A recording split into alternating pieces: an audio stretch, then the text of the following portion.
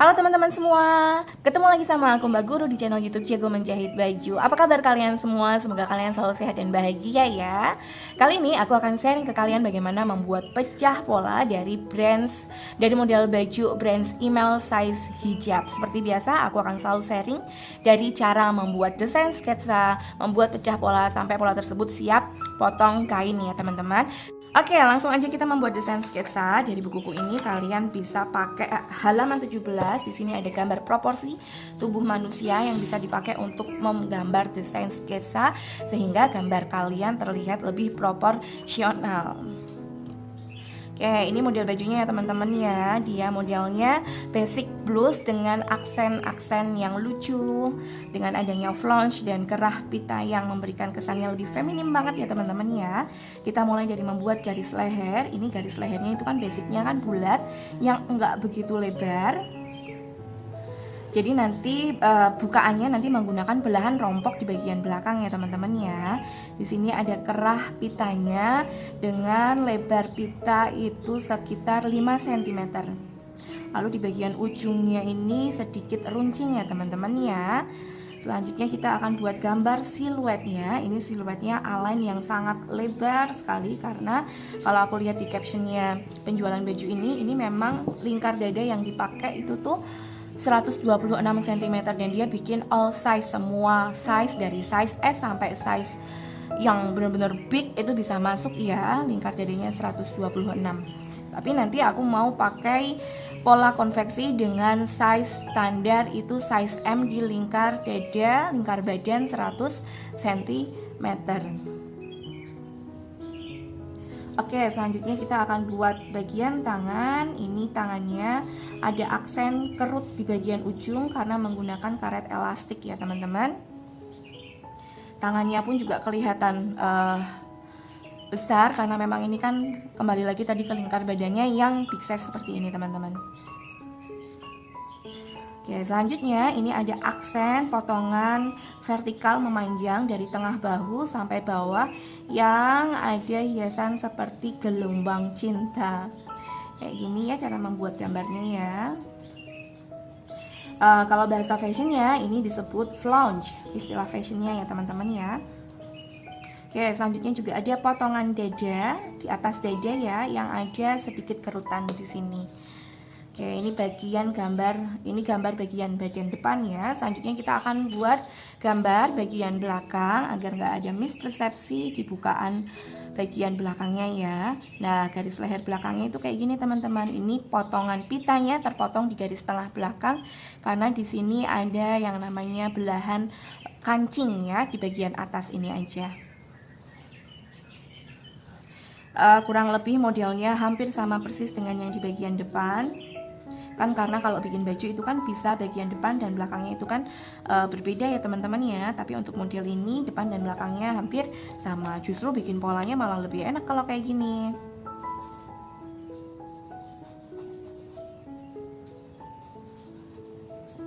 Teman-teman yang tanya, Mbak Guru kok cara gambarnya kelihatan luwes kayak gitu sih? Ya otomatis aku selalu sering latihan ya teman-teman ya.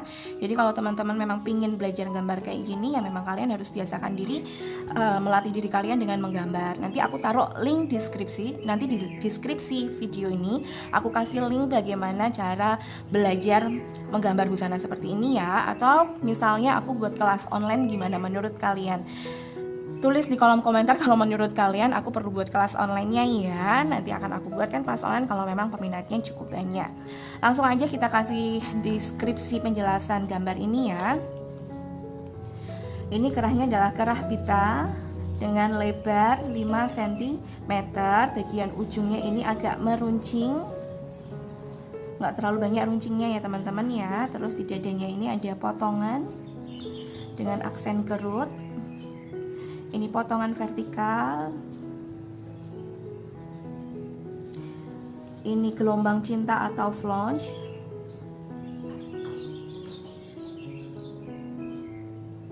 Ini ujung tangannya menggunakan karet elastik. Ini siluet blusnya siluet align lebar. Nanti kita mau buat panjang bajunya ini.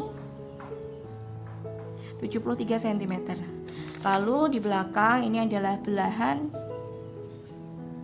rompok. Rompok itu adalah belahan yang menggunakan kain serong ya. Kain serongnya ini dipotong dengan lebar 3 sampai 3,5 cm, panjangnya menyesuaikan dengan panjang belahannya ini mau berapa. Oke, ini dia desain sketsa dari model baju ini.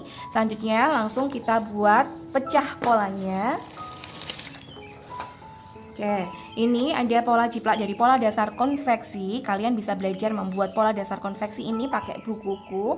Di sini penjelasannya sudah runtut jelas. Kelebihan dari pola konveksi ini dibandingkan pola dasar yang lain, otomatis pola ini lebih mudah ya. Karena konveksi kan kita ingin kerja yang lebih hemat waktu, tapi tetap bagus ketika dipakai. Ini aku pakai size M. Jadi teman-teman misalnya nanti lingkar badannya, ini aku kasih lihat ya. Oke, ini ya Allah dilihat nih dicoret-coret sama anakku nih. Abaikan lagi ya teman-teman ya. Misal nih, aku jelaskan lagi. Misal kalian ukur lingkar badannya kalian itu 90 cm. Nah, jadi kalian nanti bisa pakai size dari size S yang nanti kelebihannya cuma 6 cm atau size M yang kelebihannya 10 cm. Bebas suka-suka kalian mau pakai yang mana. Boleh nggak pakai yang size-nya XXL? Boleh banget, karena kalau misalnya kalian pingin bikin baju yang kesannya oversize kayak gitu kan nggak masalah mau pakai ukuran XXL. Jadi nanti misal teman-teman ukuran badannya lain, kalian tinggal menyesuaikan aja, diukur lingkar badannya kalian dan tambahkan sekitar 6-10 cm ya. Oke, langsung aja kita akan buat pecah polanya. Pertama kita selalu biasakan untuk membuat garis tepi yang sejajar dengan garis tepi kertas ya teman-teman. Oke, selanjutnya kita akan ciplak pola dasar ini.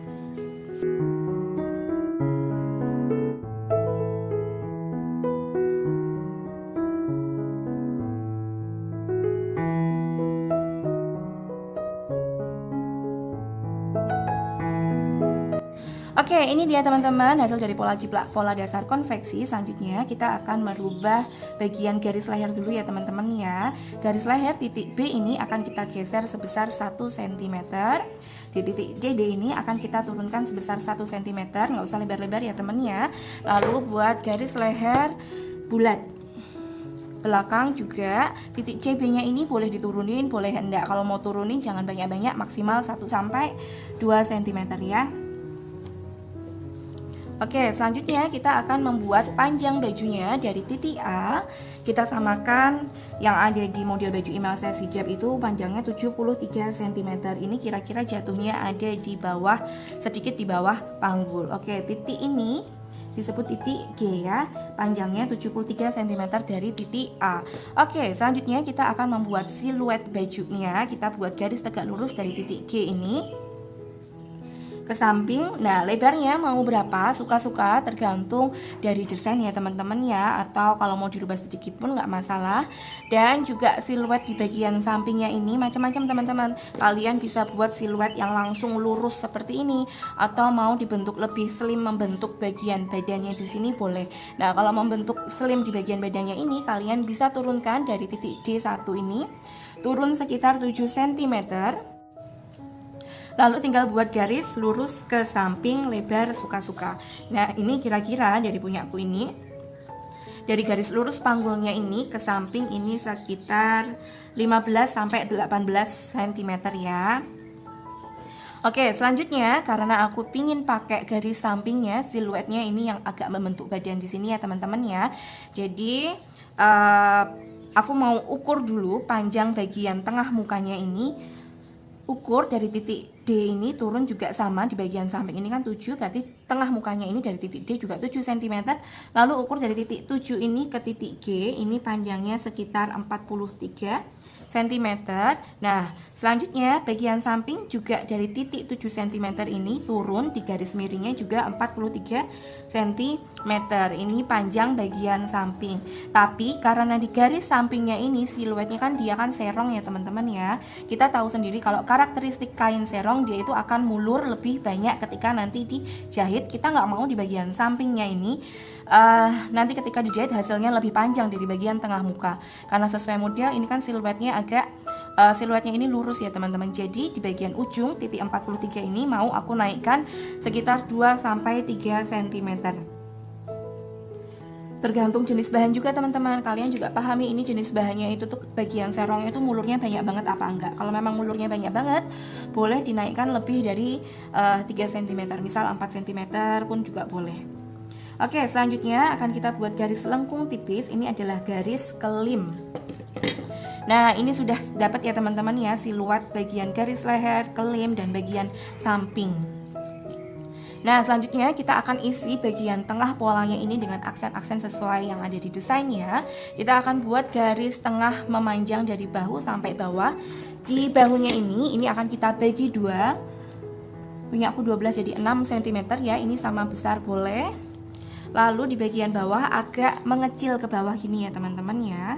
Ini boleh pakai garis lurus, boleh pakai garis lengkung tipis, suka-suka kalian mau pakai yang mana. Ini aku pakai garis lurus memanjang seperti ini aja. Selanjutnya di bagian atas dadanya ini kan ada potongan melintang horizontal ya teman-teman. Kalian bisa ukur dari titik A ini ke bawah turun sekitar 20 sampai 25 cm, tergantung dari kalian bisa ukur badan kalian sendiri dari bahu tertinggi. Dari bahu tertingginya kalian turun mau letak potongan dadanya ini mau sekitar berapa cm. Aku buat ini di angka 20 cm ya teman-teman ya. Lalu buat garis tegak lurus seperti ini. Nah, ini adalah potongan dadanya. Oke, jadi ini udah kelihatan teman-teman ya. Di pola badan ini akan terbagi jadi 3 bagian. Yang ini adalah bagian 1, bagian 2, dan bagian 3. Badan atas, badan tengah, bawah, dan badan samping. Selanjutnya kita akan rubah di pola nomor 2 ini karena di bagian potongan dadanya ini kan ada aksen kerut ya teman-teman ya. Nah, aksen kerutnya ini kita caranya bagaimana? Kita akan ukur dulu ini lebarnya berapa cm, lebarnya 13 cm. Nah, untuk membuat aksen kerut tinggal kita kalikan 13 ini dengan 1,4 sampai 2 kalinya tergantung dari kerutnya ini mau menghasilkan berapa banyak kerutan. Nah, karena ini kerutnya sedikit kan, jadi aku mau kalikan 13 dengan 1,5 aja. Berarti tambahan di garis tengah mukanya ini keluar ya sekitar 6,5 cm. Seperti ini ya teman-teman ya. Bagian bawah juga diukur 6,5 cm. Lalu buat garis tengah muka yang baru. Jadi nanti untuk pola badan depan 2, garis tengah mukanya bergeser di sini ya. Tengah muka dan tengah belakang. Ini taruh di lipatan kain. Nah, ini polanya udah jadi bagian badan 1, 2, 3-nya. Selanjutnya kita akan buat bagian flange atau gelombang cintanya ini ya teman-teman ya. Ini kalau kalian lihat gambar, lihat desain sketsanya lagi ya. Ini bagian yang bergelombang banyak itu tuh sekitar di bagian bawah ini. Nah, gimana caranya? Kita buat aja dulu lebarnya. Kalian perhatikan lebarnya. Ini sekitar 2 kali dari potongan bahu sebelah ini ya teman-teman ya. Jadi kita akan ukur lebar bahu yang setengahnya ini tadi kan 6 cm. Jadi nanti lebar flange yang di bagian bahu ini sekitar 12 sampai 13 cm. Suka-suka bebas, mau dilebarin sedikit pun juga boleh. Lalu kita buat garis tegak lurus dari garis vertikal memanjang ini. Tegak lurus seperti ini ya teman-teman ya. Jadi di sudut ini garisnya harus siku-siku. Ukur 12 sampai 13 cm. Ini aku buat 13 cm ya teman-teman ya. Lalu di bagian bawahnya ini kan ada selisih dari garis kelimnya sekitar 5 sampai 7 cm. Teman-teman bisa bebas mau bikin berapa, perkiraan segitu ya. 5 sampai 7 cm. Lalu kita buat model flange-nya ini mengecil, meruncing di bagian bawah seperti ini ya teman-teman ya. Kalau misal kalian belum bisa membuat garis seperti ini, kalian bisa bikin titik-titik seperti ini dulu baru hubungkan titik-titiknya. Nah, cara yang seperti itu lebih mudah teman-teman. Lalu tinggal rapikan garisnya menggunakan penggaris. Seperti ini hasilnya. Oke, langkah selanjutnya dalam membuat flange atau si gelombang cinta ini tinggal kita jiplak aja lalu potong.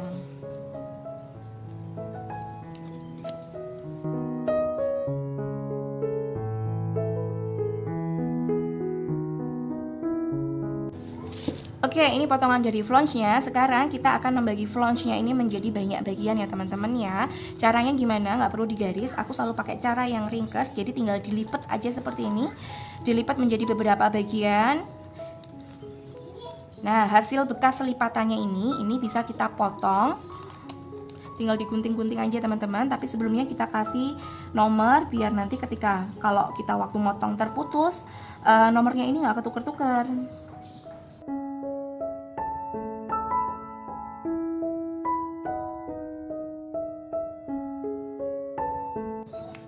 Oke, selanjutnya siapkan kertas yang lain. Nah, ini mau kita kembangkan. Ini namanya clock teman-teman. Cara membuat pecah pola seperti ini disebut clock ya. Pakai bantuan jarum pentul dulu ya teman-teman ya.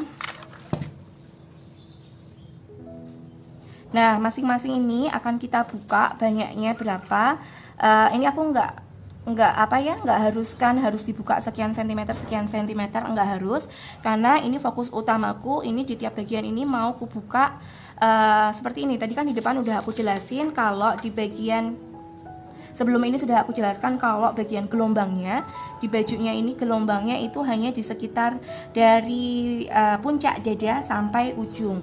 Jadi nanti sekitar daerah sini yang akan aku kembangkan banyak. Kalau yang di sekitar bahu ini nggak begitu banyak ya teman-teman ya.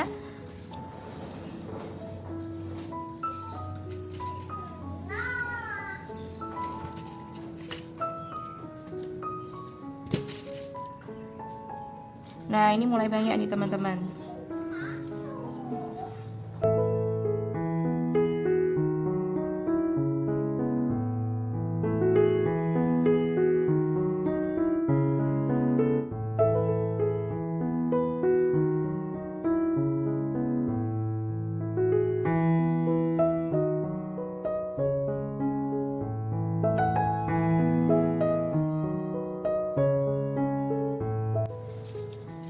Oke, ini hasilnya setelah disolasi. Selanjutnya kita akan hubungkan titik-titik yang terpisah ini ya.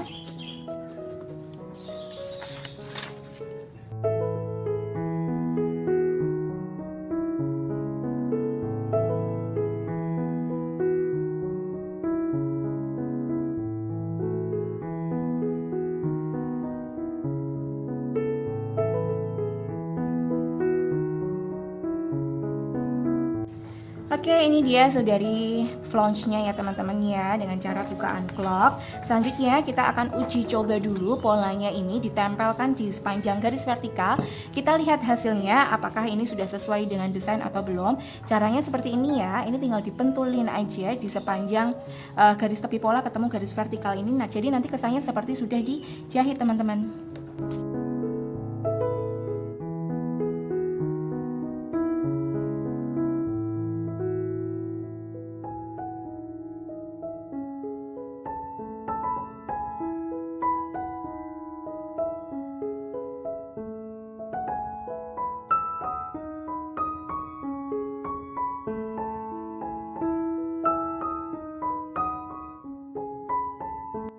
Oke, ini dia hasilnya setelah dipentulin. Selanjutnya kita akan membuat kainnya ini, kertasnya ini berkesan jatuh ya teman-teman ya, kayak gini.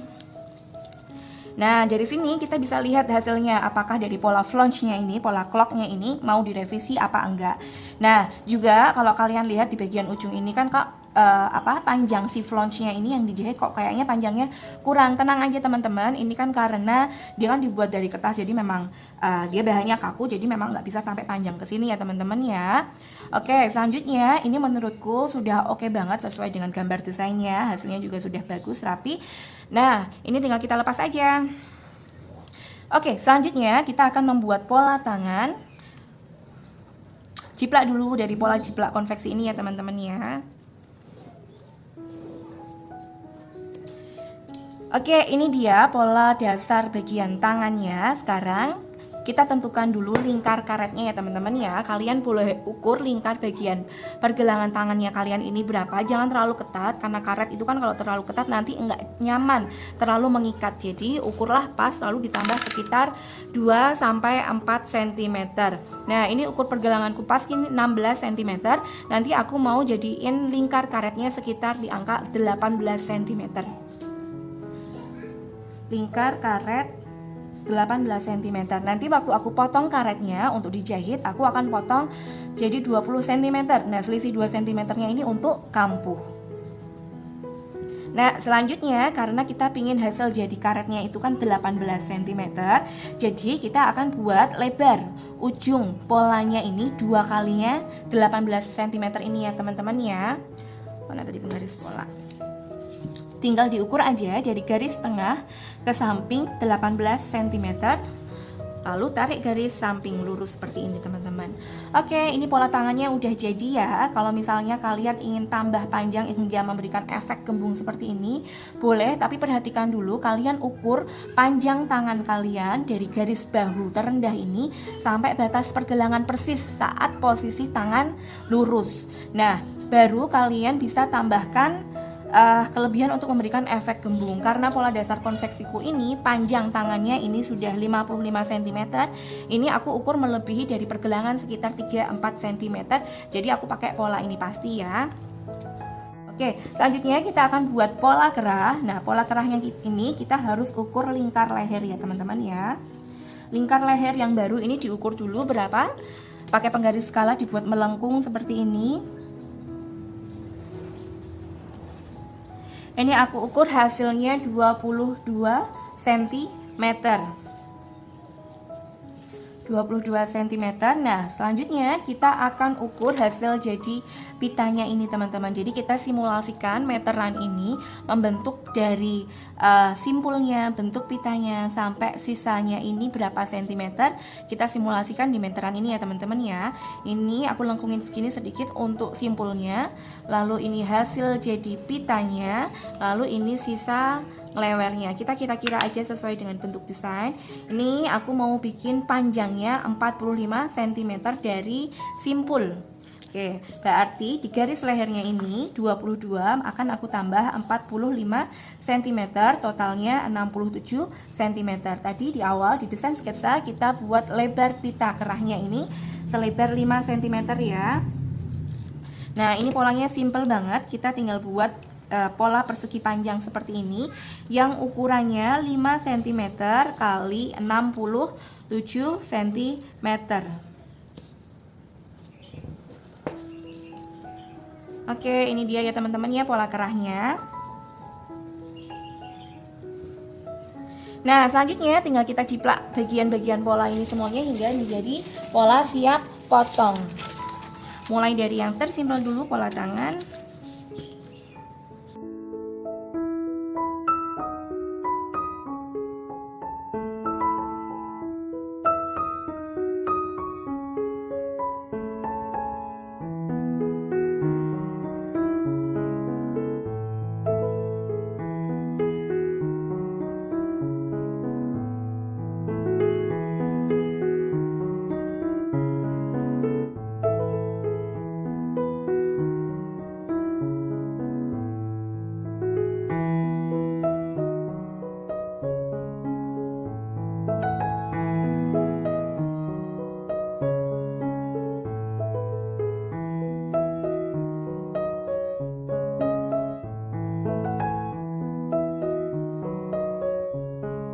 Oke, ini dia teman-teman hasil jiplak dari pola bagian badan. Ini badan 1, badan 2, dan ini badan 3. Nah, untuk badan 2-nya ini kita akan pakai untuk memotong bagian badan depan dan belakang. Nah, untuk badan 1 dan badan 3 ini akan kita pisahkan polanya ya teman-teman, karena garis lehernya dan garis kerung lengannya ini kan depan dan belakang kan berbeda. Nah, caranya gimana? Siapkan kertas pola yang lain, kita akan potong langsung 2 lembar bersamaan sekaligus seperti ini. Jadi dipentulin dulu ya.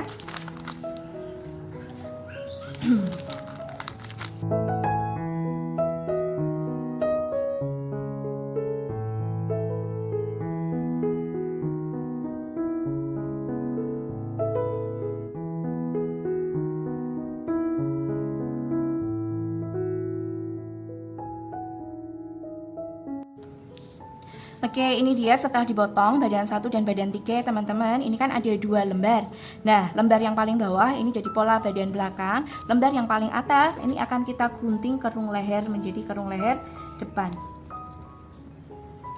Yang belakang juga sama, ada 2 lembar. Yang lembar bawah ini sudah jadi untuk pola belakang. Nah, yang lembar atasnya ini untuk dipotong kerung lengan depannya.